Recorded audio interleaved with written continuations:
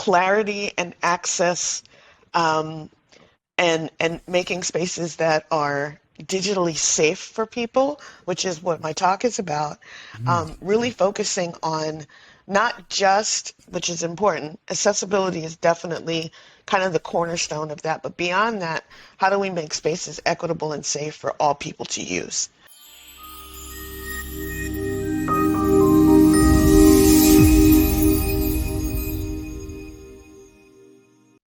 Hey everybody, I'm Mahan here from Tech Circus, head of the UX Live Global Conference coming this February 24th to 25th, 2022. I am joined today by Natalie Dunbar, who's the Senior Manager UX, an author, a speaker, and is the Senior Manager, in Design and UX with Walmart. So welcome, Natalie. Thanks for joining us today. Thank you. I'm glad to be here.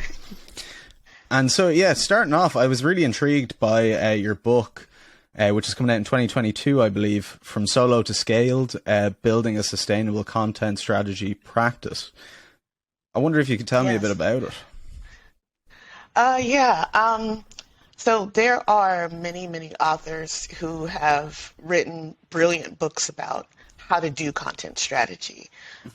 There's Anne Rockley, Christina Halverson.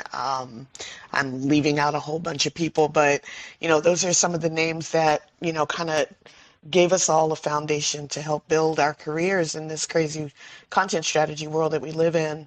And that's the how-to. There's a lot of books on as the discipline has grown and kind of splintered into content design and even more content architecture, where it's more back end. We have authors that are talking about things like content modeling and things like that.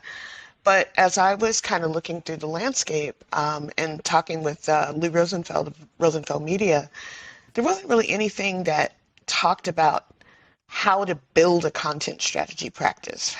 And it's a question that I often get when I speak. It's like, I'll get the question, how do I find somebody like you? It's like, wait, look, what exactly does that mean? And how do we create a team or a function at our company, whether small or large, that, focuses on content strategy?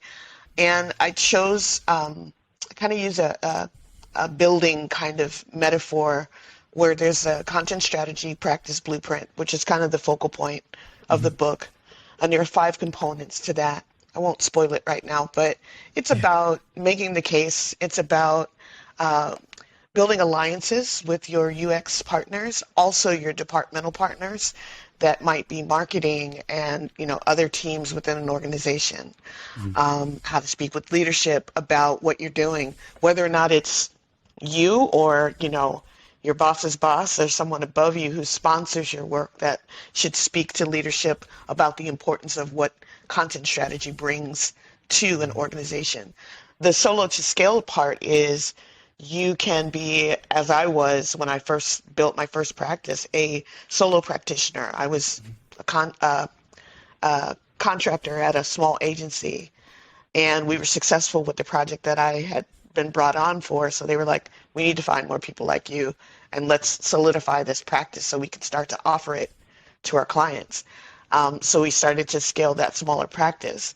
Later on, I went to a kind of mid to large size organization, and I had this learning from a framework that we created, which I talk about in the book. And now I had to figure out how to scale that for, instead of 1 or 2 practitioners plus maybe another person who might just be doing the writing work on the side. Now we're talking about a team of 8 content strategists. So how do we build a foundation, make it strong and sustainable, and then start to scale? That's basically what the book is about. And then maintenance as well.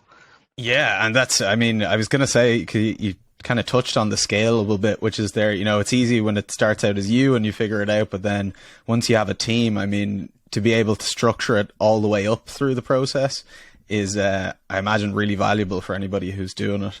And is there anything in terms of content strategy practice that you could give to any of the UXers that are listening? Any common, mistakes you see being made, any misconceptions, or any even strategies that would be good?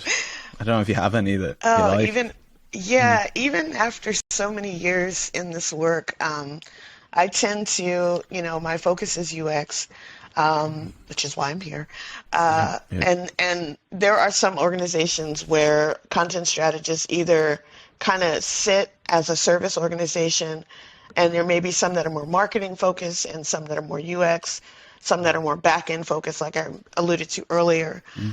In all instances, the most important thing is to bring your content strategists in as early as possible on whatever feature, project, whatever you're building. Bring us in early. We will know if we need to step back and allow things to happen incrementally, and then when to step back in. But you don't want to bring in your content strategist at the end of a project and say, oh, can you just provide us with words? In Yeah. some organizations, I've been in organizations where the content strategists actually don't write at all. There's a team that's dedicated of UX writers or others that may be creating the actual copy. The other thing to remember is that content strategy isn't just about the words on the screen, or on the page or whatever. It's really about all of the elements that come together, whether it's call to action buttons, the navigational elements. In some cases, it's the information architecture. We have kind of purview and insight on all of those things. So the sooner that we're brought in, the more cohesive an experience we can help to bring to light.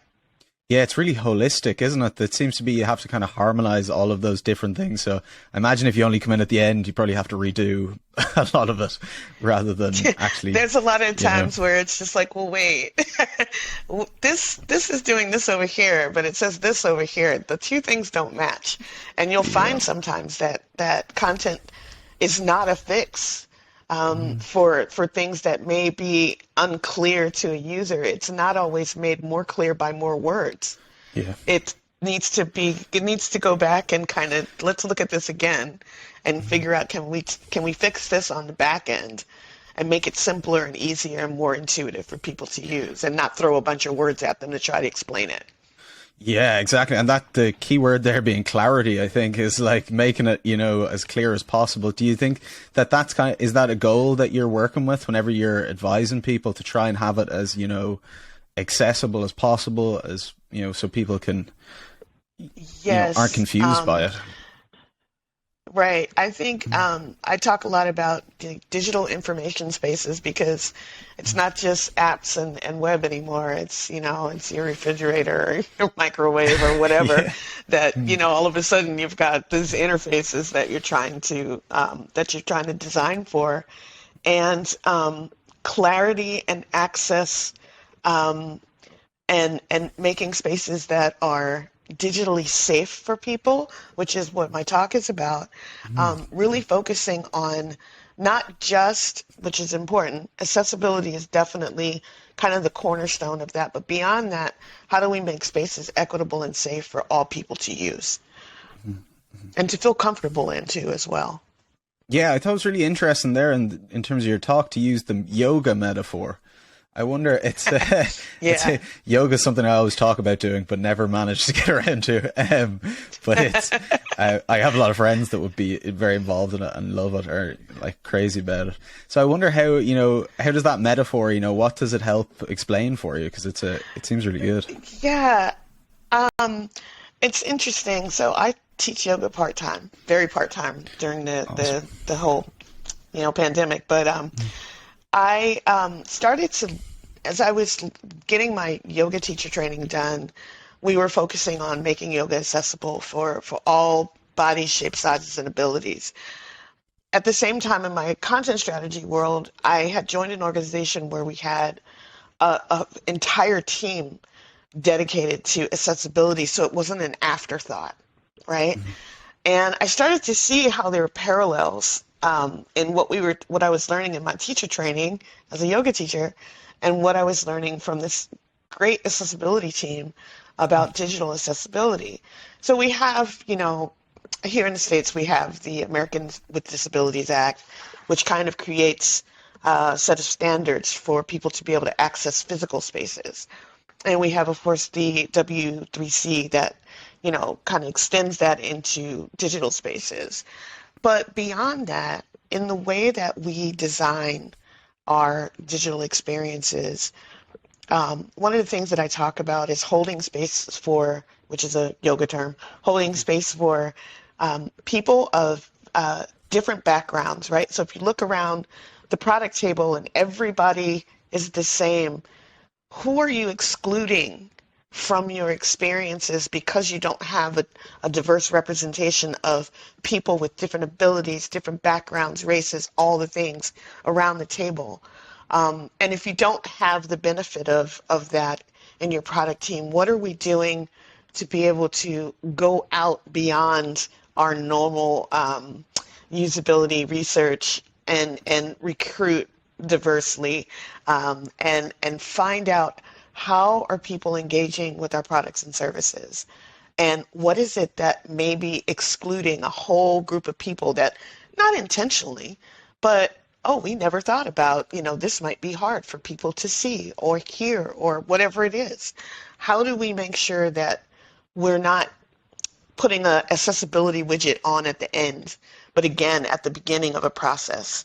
So I just take us through some steps about being intentional about holding space for different thoughts and approaches and uses of a product or service, digital product or service, and what we can do to work together as UX professionals to be able to make sure that our spaces are safe, diverse, and accessible to all people.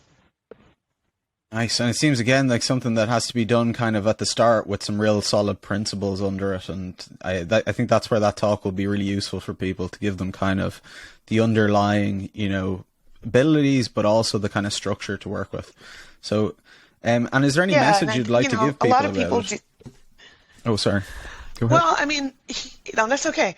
A little bit of a delay there. A lot of people are, especially during the pandemic, looking into mindfulness and yoga and different things. And for yourself, like you're curious about yoga, maybe never tried. I wanted to kind of put a spin on things that could attract, there's so many great books and talks and so much learning in our industry that, if I could make a career of just listening to talks and, reading the books about what it is that we do, it'd be awesome. But what are some different ways we can kind of turn things around, mash up two subjects that you really wouldn't think about as, in the same talk, and maybe learn something a little bit about yoga and learn something about UX at the same time, or look at both in different ways? That's really what it's about. And I love a good mashup. Yeah, to be honest, it's a great mashup. I really, I thought that was so interesting. And also that the yoga is so physical, and when you're working with kind of more abstract ideas, I think it helps to have something that's a bit more, that you feel and that's a bit more concrete to get people into it. But yeah, it's very exciting, Natalie. So we're looking forward to having you at the conference, and we'll see you there. Looking forward to being there. All right. Thanks again. Thank you so much.